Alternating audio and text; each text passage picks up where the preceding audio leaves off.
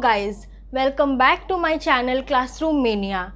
This is the second part of motion. If you haven't gone through the first part, I will give the link in my description box. Go and check it out.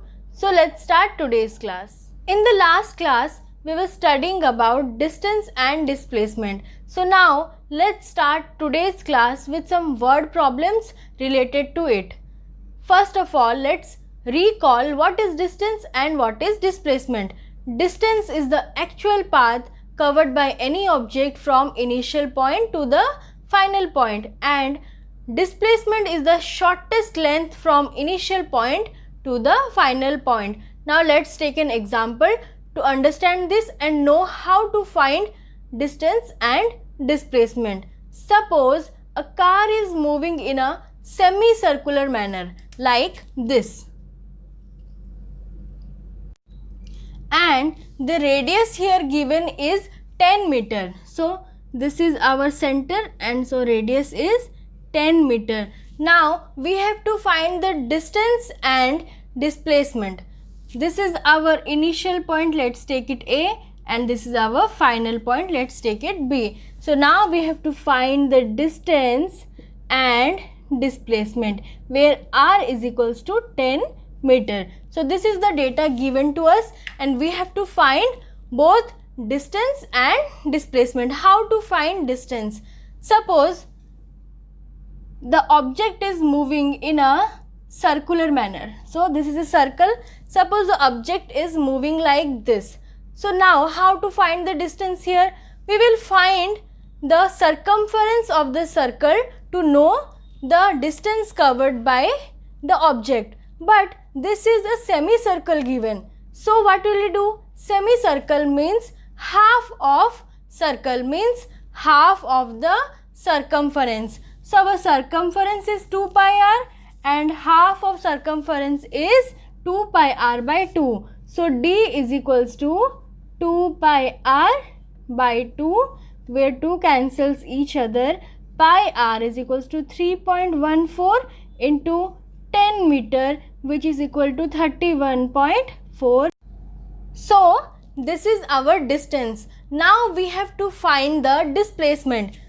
S is equals to, so how to know S? Displacement is the shortest path from initial point to the final point. So the shortest path here is, suppose A and B is the length directly connecting A and B. So this is the shortest path. So how to calculate this? This is the center, this is the radius, this is also the radius. So 2 radius, that is 2r, which is equal to 2 into 10 meter, that is 20 meter. So this is our distance and this is our displacement. Now suppose the question is the object is moving 1/4 the rotation, which means suppose this is a circle. So this is a complete 1 rotation.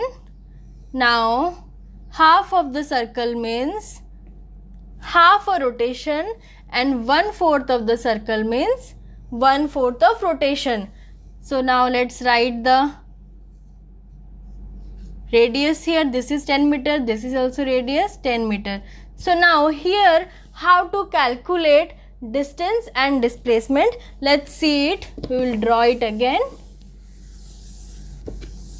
Let's draw the diagram. This is 10 meter and this is 10 meter. We have to find D and S. So how to find the distance? In the previous question it was given a semicircle, half of a circle. So to find the distance we calculated half of the circumference. Similarly this is 1/4 of a circle, so we will calculate 1/4 of the circumference. So distance is equals to 1/4 into 2 pi r, which is equal to pi r by 2, that is equal to 3.14 into 10 meter by 2, that is equal to 3.14 into 5 meter, that is equal to 15.7 meter. Now how to find the displacement? To find the displacement we have to find the shortest length from initial point to the final point. So here this is the initial point, let's take it A, and this is final point, let's take it B. So the shortest length is the line directly joining initial point to the final point. So let's make a line here. So this is our displacement, which is the shortest length. How to calculate that? If you can see, this forms a triangle, that to a right angle triangle. So how to calculate this, which is the hypotenuse? We will apply Pythagoras theorem. So now applying Pythagoras theorem, we will get the displacement, that is equal to 100 plus 100 root over, which is equal to 200 root over 10 root 2, that is 14.14 meter. So this is our displacement and this is our distance. Now let's take another example to understand this. Suppose a car is moving 100 km towards east and then 200 km towards north. Now find the distance and displacement. Now let's see. So suppose this is our initial point and the car is moving 100 km towards east and then 200 km towards north. Let this be our final point, and this is the way how the car is moving. Now we have to calculate D and S. So to find the distance, we have to find the actual path covered by the car, and the actual path covered by the car is like this, which is 100 km plus 200 km, that is 300 km. Now to find the displacement, we have to find the shortest line joining the initial point and the final point. So the shortest line is the line directly joining point A and point B. So if you can notice, this is also a right angle triangle where we can find the value of AB, that means the displacement, by applying Pythagoras theorem. So by applying Pythagoras theorem, we will find 100 square plus 200 square, which is equal to 10,000 plus 20,000 whole root, that is equal to 50,000 root over, which is equals to 5 into 10,000 root over, that is 100 root 5, which is equal to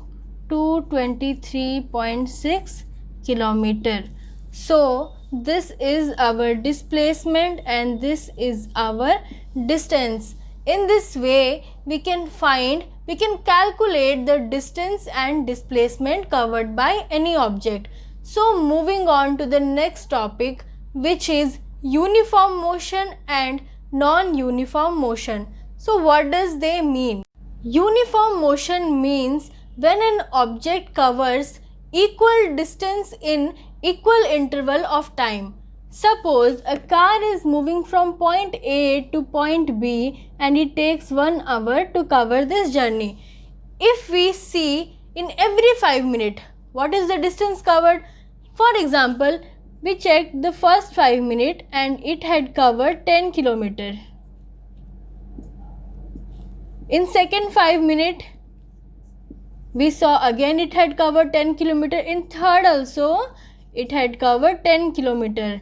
Means it is covering equal distance in equal interval of time. Her 5 minute में वो 10 kilometre cover कर रहा है. Equal distance in equal interval of time. So this is uniform motion where an object covers equal distance in equal interval of time. So now let's write what is uniform motion.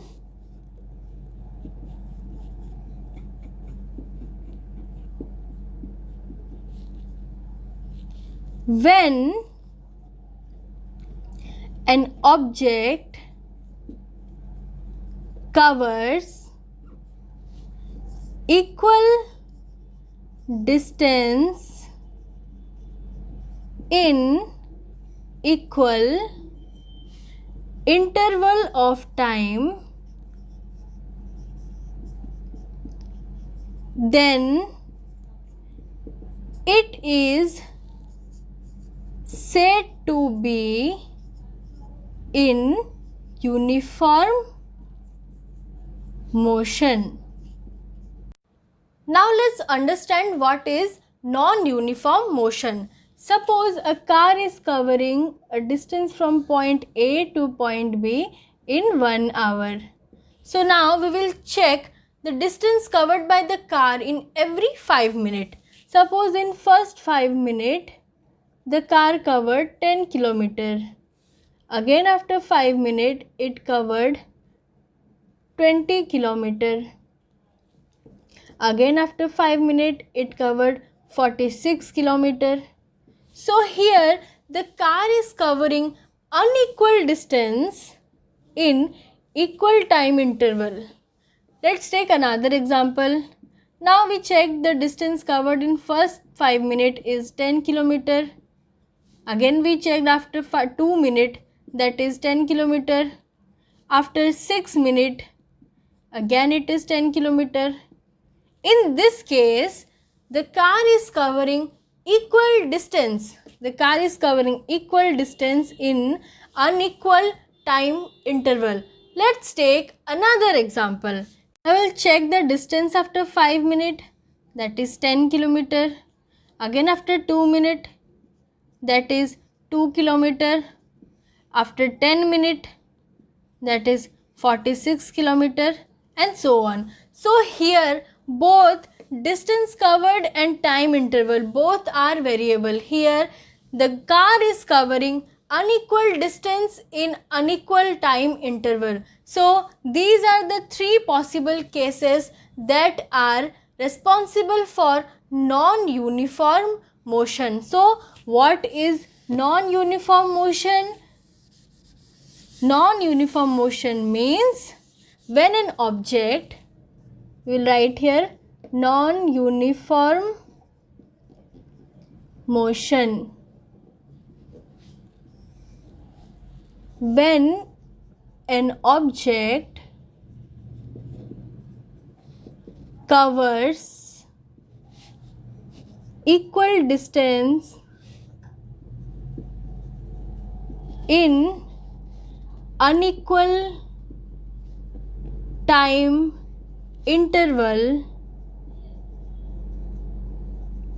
or unequal distance in equal time interval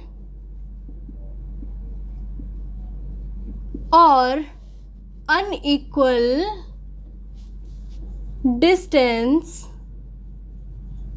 in unequal time interval, the object is said to be in non-uniform motion. So when an object covers equal distance in unequal time interval, unequal distance in equal time interval or unequal distance in unequal time interval, then the object is said to be in non-uniform motion. With this, let's end today's class. We will meet in the next class continuing the same chapter with a new topic.